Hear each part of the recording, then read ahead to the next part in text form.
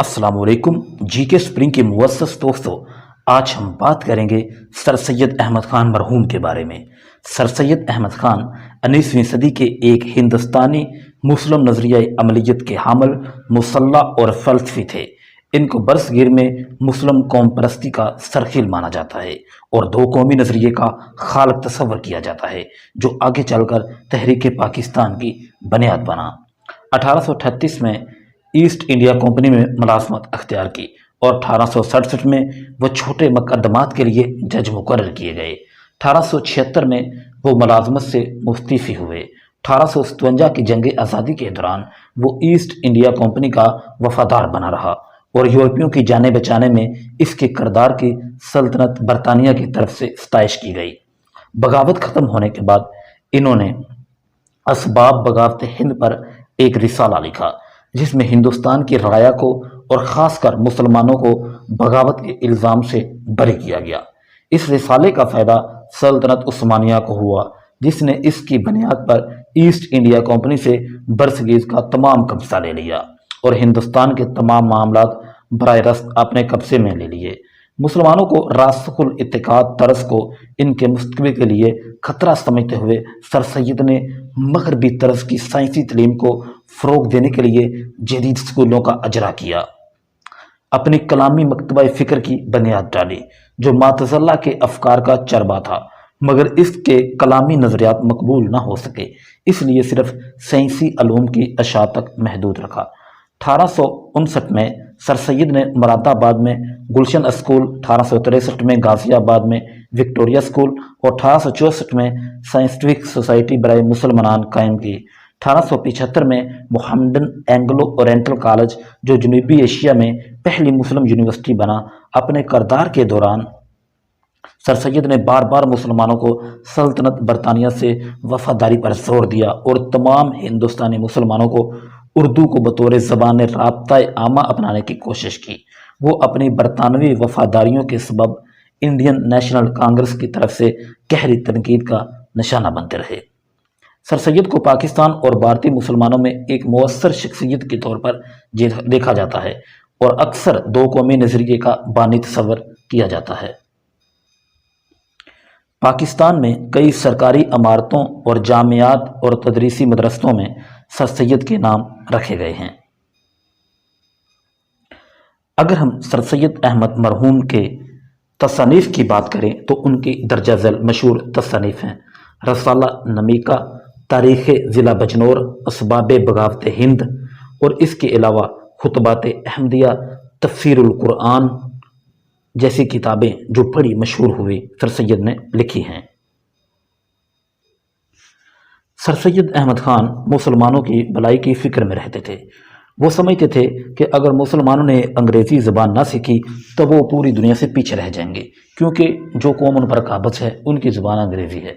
जब तक वो उस ज़बान को नहीं समझेंगे तो वो उनकी फ़िक्र सोच कैसे समझेंगे, और जब तक वो उनकी फ़िक्र सोच नहीं समझेंगे तो वो आज़ादी कैसे हासिल करेंगे।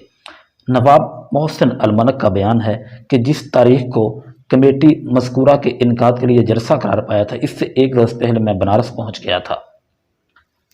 रात को सर सैयद ने मेरा पलंग भी अपने ही कमरे में बिछवाया था। 11 बजे तक मुसलमानों की तालीम के मुताल्लिक़ बातें होती रही। इसके बाद मेरी आंख लग गई। 2 बजे के करीब मेरी आंख खुली तो मैंने सर सैयद को उनके पलंग पर ना पाया। मैं उनको देखने के लिए कमरे से बाहर निकला। देखता क्या हूँ कि बरामदे में टहल रहे थे और ज़ार कुतार रोते जाते थे। मैंने घबरा कर पूछा, खुदा नख्वास्ता कहीं से कोई अफसोसनाक खबर? ये सुनकर और ज़्यादा रोने लगे और कहा, इससे ज़्यादा और क्या मुसीबत हो सकती है कि मुसलमान बिगड़ गए हैं और बिगड़ते जा रहे हैं और इनके भलाई की मुझे कोई सूरत नज़र नहीं आती।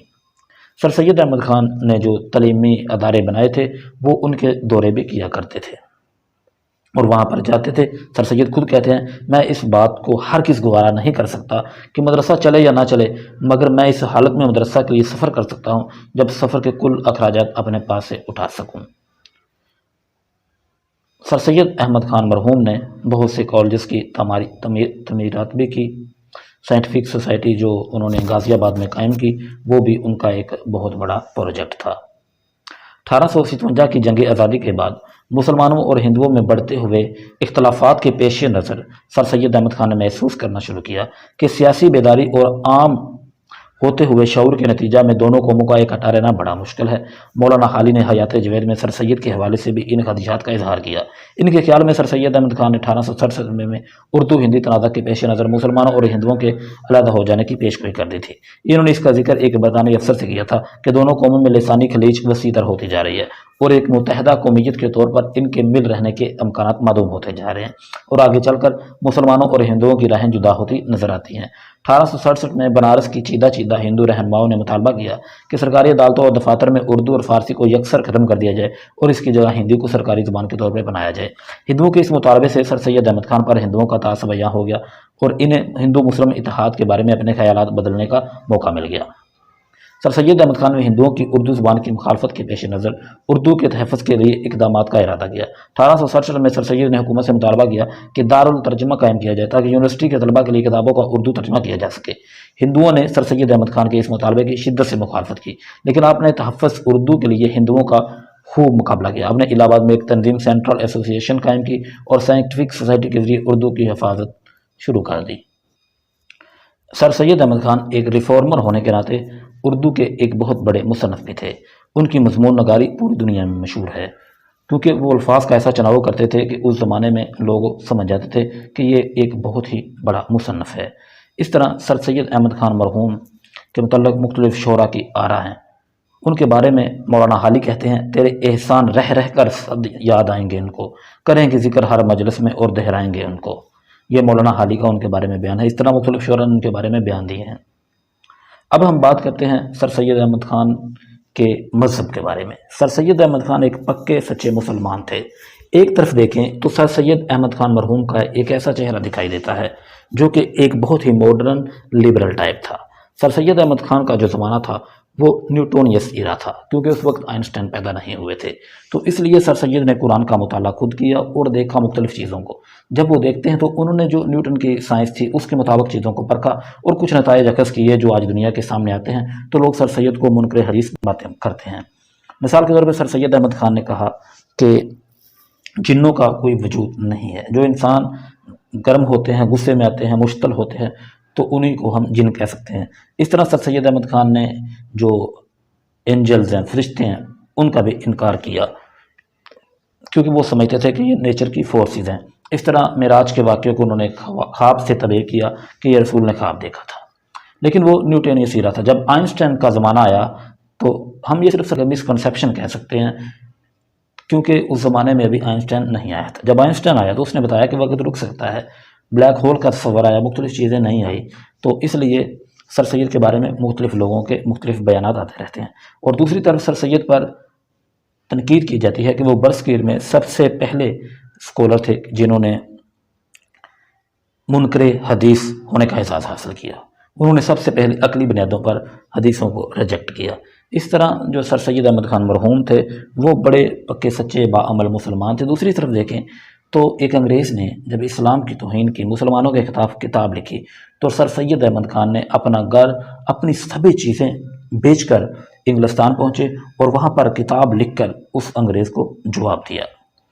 یہ تھی سر سید کی مگر مذہبی زندگی۔ سر سید احمد خان 80 سال کی عمر میں 27 مارچ 1898 میں فوت ہوئے اور اپنے کالج کی مسجد میں دفن ہوئے۔ ناظرین، اگر آپ کو ہماری ویڈیو اچھی لگی تو ہمارے چینل کو سبسکرائب کیجیے تاکہ آئندہ